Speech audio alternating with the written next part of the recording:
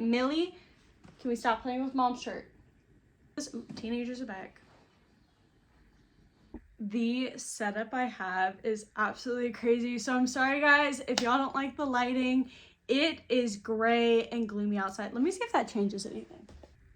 The tiniest bit. Okay, it is. We're gonna talk about the 10 before the end. I don't think y'all understand how excited I am to talk about the books that I'm going to be reading. Hopefully by the end of the year, we're getting some shit done and I'm so excited. This is my third time changing it and I'm pretty set on this one. So let's hope I stick to it. There's one series that I'm really excited to finish and I really want to finish it this year. And then the other ones will almost get me to finish a universe. And then we have a few standalones to like break it up a little bit. Plus we have Christmas. I am not going to do the full like 25 days of Christmas. So I'm not going to do Bookmas. I do not have the capital for that. But we are going to do a few like Christmassy vlog styles because I absolutely love Christmas on the way, so stay tuned for that. All right, so I'm gonna start with the biggest bunch of the 10 before the end, and that's these 4. Okay, well, it's gonna also be like technically a 5. So I got these all in my challenge book haul, so if you want to go check out that video, it should be up by now. And yes, so this is the compendium. So I'm not going to read this entire thing right now, simply because I'm still in the universe. I have to be very careful about spoilers in this. So therefore, but it's to give me more information if I forgot something, anything like that. So we'll be reading some of this, but not a whole lot. Now, the most excited part that I have been dying to crack open, but I'm also in the tiniest reading slump just because I did so much reading. I want to focus on my other hobbies for a second, but I am restarting this later this week. I started this at the beginning of the challenge, but I did not physically own it. So I stopped it for a bit and now we're going to jump back into it. And when I tell you, I am so excited about this, words could not describe how much I love Sarah and Niktos. They are absolutely one of my favorite couples, and I think they're gonna rank really high on this year's wrap. So stay tuned for that to see if that stays true. So we have A Light in the Flame. This is the sequel to the Flesh and Fire series, which is the prequel of From Blood and Ash. It's a lot, I know. I realized when I went to the From Blood and Ash area is that we forgot a book. So I picked it up. This is A Soul of Ash and Blood. This is a part of the Blood and Ash series. So I don't know exactly where this lays, but this will be added to the 10 before the end. So I guess it's 11 before the end now. We'll see how that goes. Pray for me. But after we do the sequel, we're going to read the third one, A Fire in the Flesh.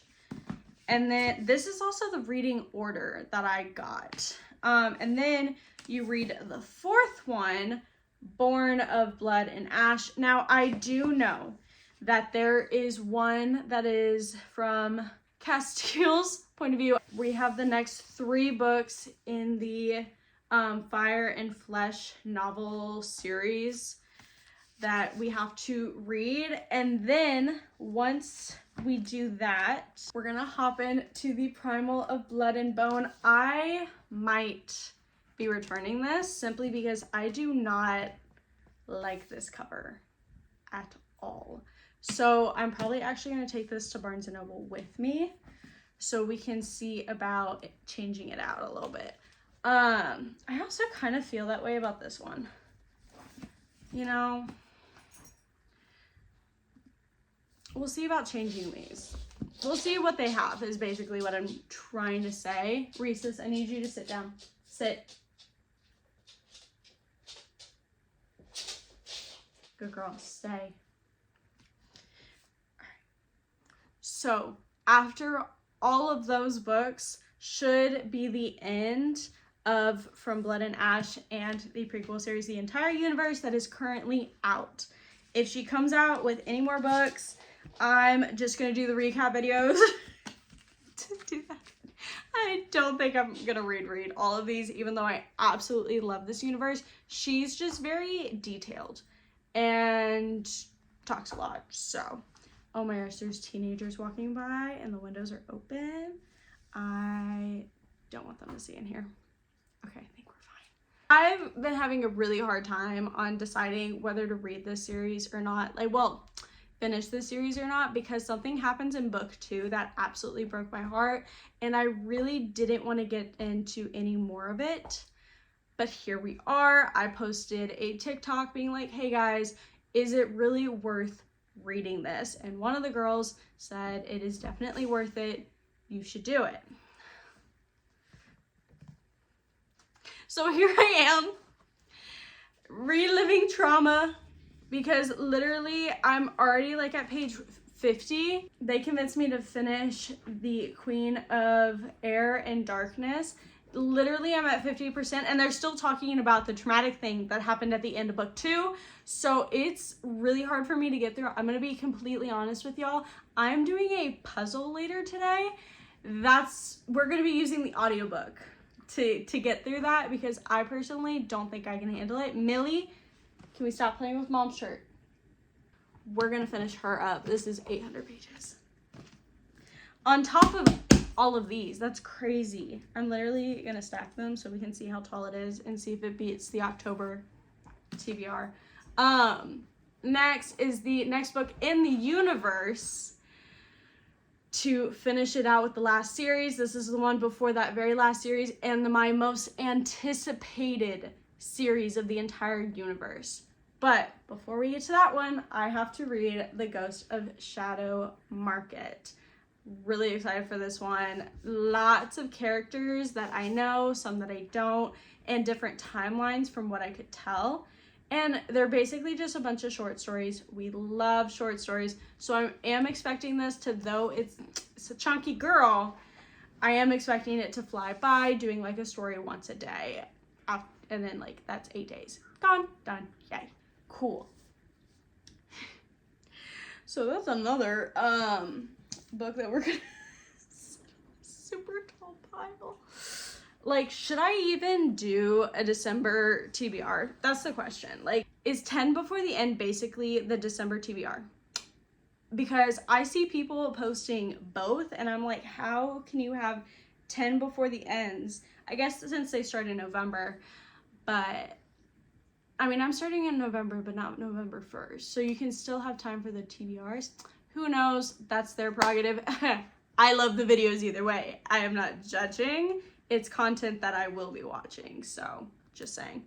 Okay, now the next 4 are going to be the standalones and the icebreakers for me, because I feel like we're gonna go through a lot of trauma and hurt feelings, and if y'all been watching my stuff for a while, you'll know a lot of my books hurt my feelings, and I do go through an emotional roller coaster, but that's my favorite thing, so I'm not gonna change.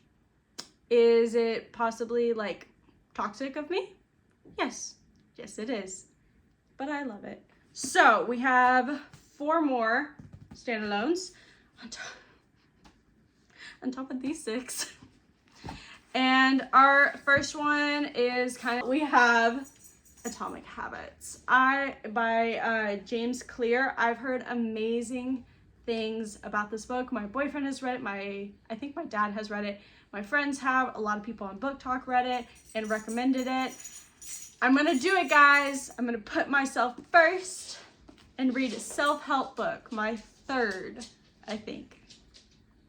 I would say 3rd. I think I've read 3 self-help books so far. Next is one that I softy enough during our challenge, and that is Babel. We are a little bit in there.